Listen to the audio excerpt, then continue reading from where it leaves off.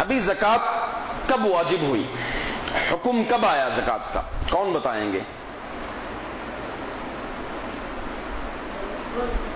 جی، سن 2 ہجری میں۔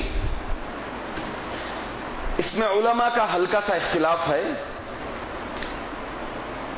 اکثر علماء اکرام یعنی کچھ علماء اکرام اس بات کی طرف گئے ہیں کہ زکوٰۃ مکے میں واجب ہو گئی تھی، مگر مقدار تعیین سب اس کے احکام و مسائل مدینے میں سن 2 ہجری میں نازل ہوئے، اور اس کے قائل ابن عثیمین رحمہ اللہ علیہ بھی ہیں، اس کے قائل ابن عثیمین رحمہ اللہ علیہ بھی ہیں۔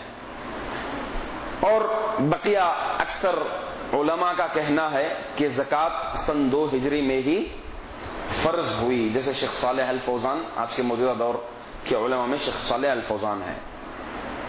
تو بہرحال اس میں قوی دلیل یہی ملتی ہے کہ زکوٰۃ سن 2 ہجری میں فرض ہوئی ہے۔